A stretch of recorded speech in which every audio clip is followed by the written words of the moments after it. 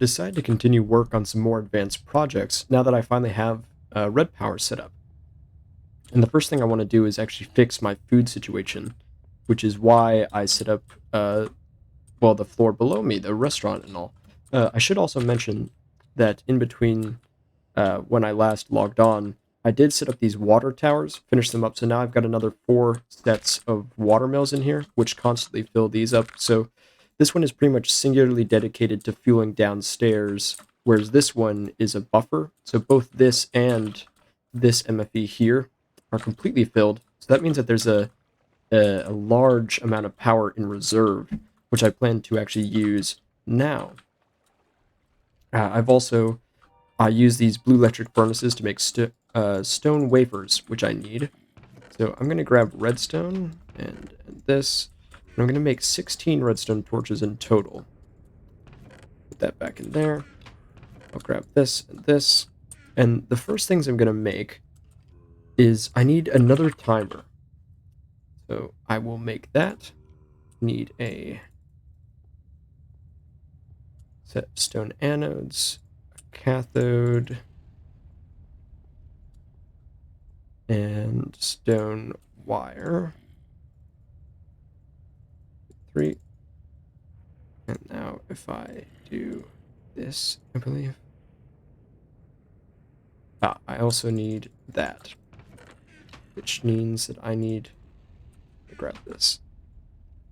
Stone, this, pointer, cathode, wires, anode, and stone wafers. There we are, a timer. And the next thing I need, something called a sequencer, which requires 4 stone cathodes and a stone pointer. So I will go as such. And then I cannot remember the cathode recipe. It's actually 4 redstone torches. And that's it. Yes. So I go like so. Like so. Like so. I will put these in here with my red power supplies. Now, the next thing I need, they're called deployers. These are red power machines that actually right-click, essentially. They allow you to place objects on the ground. And I need 5 of these. So I got some pistons set up. I need this chest actually elsewhere. There we are, deployers. Excellent. And there we are. Now I should have everything I need for building this. Now I'm actually going to set up the farm. And the first thing I want to do is get the very basic sort of structures set up, and then we can worry about the actual integral piping. So what you do is I can place these deployers here as such. What these are going to do is constantly deploy out seeds and bone meal so that crops can grow. Then I will have a piston here. I place a redstone torch like such, and then like this. What this does is make it so that when the redstone torch is deactivated, the piston will retract and release water into the crops. So what I'm going to do is drag this along here. I'll also add this. Leave this space open. Then I need 5 dirt. 1, 2, 3, 4, 5. I'll place... Actually, I will use stone bricks. Such. There we are. Now, if I get this and some glass, 1, 2, 3, 4, 5, then what happens is if I disable this redstone torch, so let's actually just make a lever. I think I have some. Yes, I do have sticks. Okay, so I will go like this just for demonstration's sake. So if I place this up here and disable it, it will run water down this path. And I measured this out so that the water actually cuts out here. Now what I've learned is that in this version of MC, dirt, farmland I should say, doesn't actually get destroyed by water at all. So when water runs, well that's just because it's dehydrated, but when water runs it actually keeps the farmland as is. I'm not sure if that's only in this generation. It seems like it might be. Anyhow, I have to return 1 minute, get some water quickly. There we are. Now, the next thing I want to do is I'm going to encase this water in glass. I'll probably make a mess here if I'm not careful.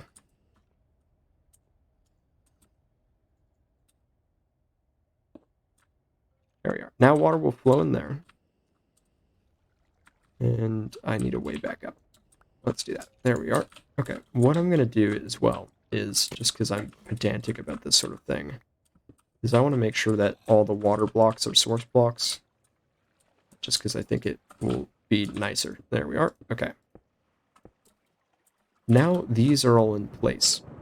So these farmland blocks will remain hydrated, and then when oh, hang on, I need to actually put the water back in place.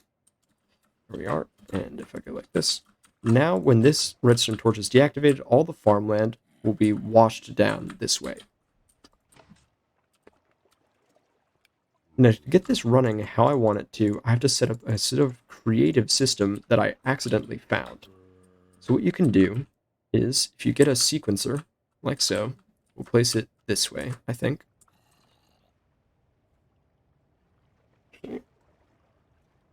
Yes, okay. So what you can do is, if you place a sequencer like so, that's not the sequencer. If you place a sequencer like so, it will alternate between each of these at a rate of 2 seconds left on each thing. So each side will be activated at any given moment, but only when the actual pointer is on it. So what you can do is attach a block like this. We can place down a timer. Now timers will automatically cycle through, but if they are powered, they stay off. So what this means is I can set up a system like this, where the timer will only run when the redstone torch is off, or when the sequencer is actually on that point. And I realize it's now late and I need to sleep. Hang on. Now what this means is that if I go like so, I can make it so that this timer runs twice for every one time that this runs. So we'll see 1, 2, and then it will stop, which is exactly what I need for this system. Now, if I come up like so, I can go 1, 2, 3, like this, which means that this will get exactly 4 seconds of water flow like so, which will be enough for it to run all the way down and then retract at a fairly consistent time interval. Now the next step is to go like 1, 2, 3, 4, 5, and break this. 1, 2, 3, 4. I literally have need of one piece of that. That is really sad, actually. Let's do this. Bingo. And there we are. So now, as you can see, these will, every time the water will flow, and it will retract, these will fire twice, and then the water will flow once again. So this system will make it so that if I supply this with bone meal and seeds, it will constantly place them and then move them down this way. Is using an obsidian transport pipe, this will suck up any object that is dropped next to it. So if I drop like stone bricks, okay, that didn't work. Hang on, I think I might actually need an output and then drop stone bricks. This is really not how I intended this. Okay, let's try this. Yeah, there you go. Okay, so when the water pushes items, they will be pushed into the obsidian pipe, which will then output downwards. Now, I've realized I've actually forgot something that I need. Alright, now I actually recovered what I needed. I also prepared for the next step, just, because I figured I didn't want to have to leave and grab materials again. But what I need now are diamond pipes. Now I have these in place, and I can begin the next step, which is to actually make use of these transport pipes to add logic to this system. So what I'm going to do is actually break up the floor here so that I can get a good look at what it is I'm trying to do. There we are. So what we're going to do is I want seeds to go one way and wheat to go another. Because every time this breaks, it'll be able to use them in different capacities. So what I'm going to do is first divide up like so. And then we want them to come out here and here, essentially. So what we'll do is say red, since that's the furthest over this way, will be wheat. So we'll put wheat in there, and then we'll say yellow is seeds. Now we don't want all of the wheat to be sent to output, because we need it to actually be, I might move this. We're going to put like so. Move seeds that way for now. We might switch this around. Either way, when the wheat, you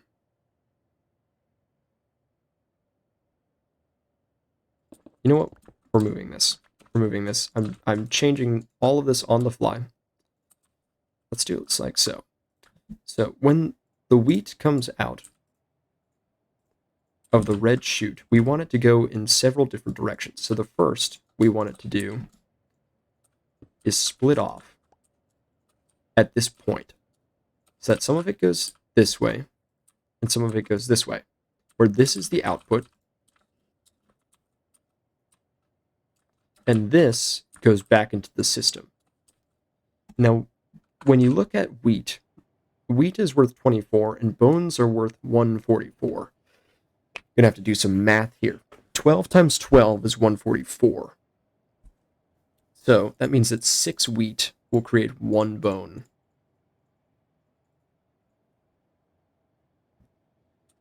So what we can do is say, okay, for the dark blue, which is actually purple on here for some reason, we'll send 6 that way and 1 to yellow.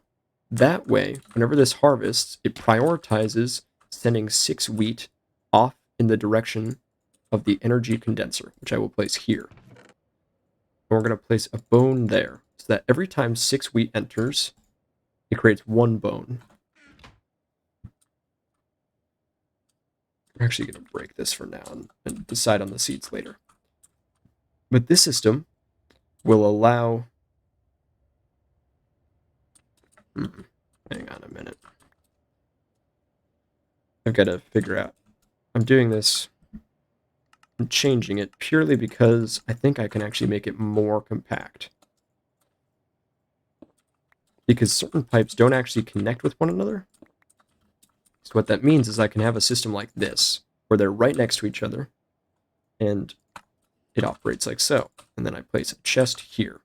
So this is the output. 1, 2, 3, 4. Where everything will go.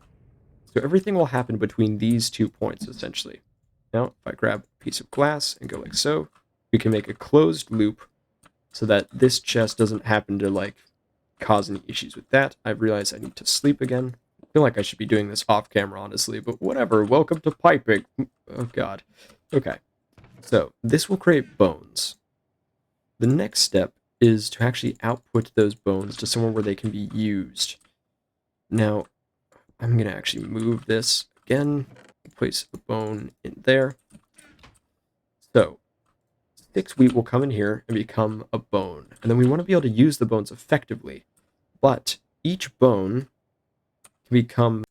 Alright folks, come on. I was tired the day of recording. Just let me step right in.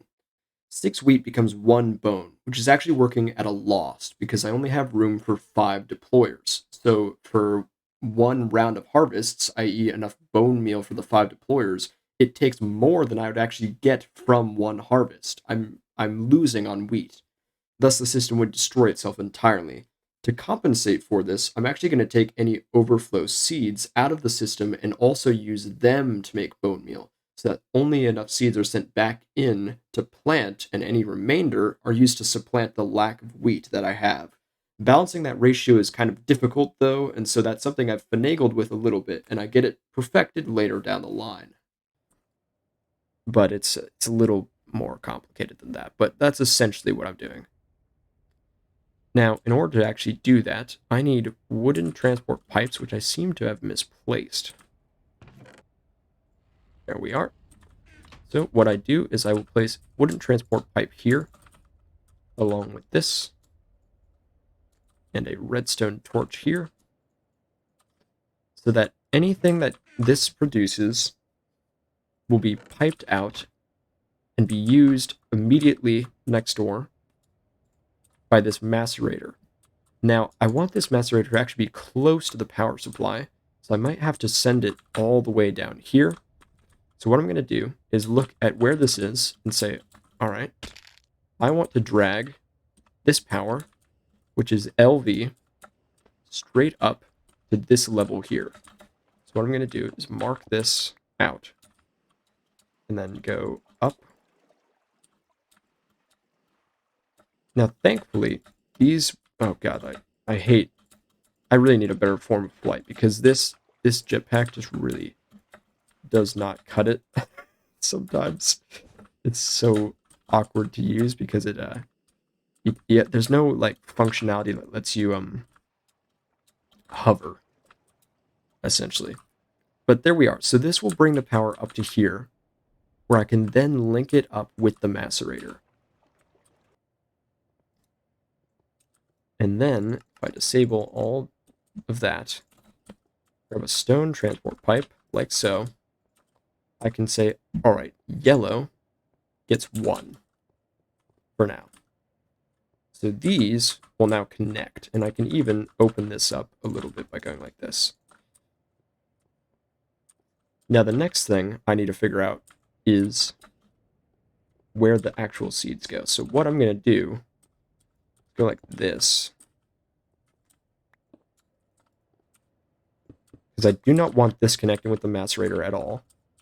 But if I extend this out, cobblestone, distribution, stone, there we are.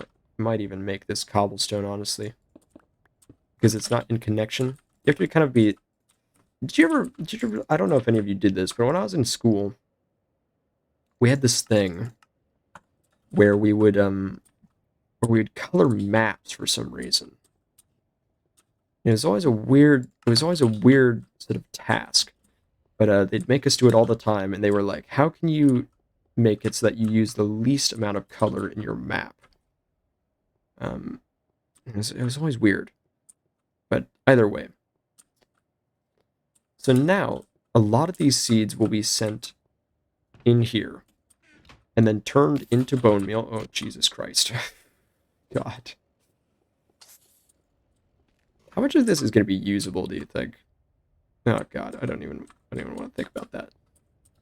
But anyhow, so now a lot of seeds will be turned into bone meal. Probably more than I actually want, so I probably want it more like this, where you get, like, only some of them sent in. Because they're kind of close in value, so, and we're going to be getting a lot more seeds. Either way. So, now we need to figure out how to get 1 seed, essentially, in each of these containers. So what you can do is divide it up into 2 groups, which is going to get needlessly complicated, but something I'm going to have to do. So what I'm going to do is actually create like a sort of a spinning wheel, essentially, which says, okay, because both of these need to actually go into these, essentially. I need to start this over. Oh my god. This is just so complicated. I'm going to toy with this and then come back when I actually have it done. So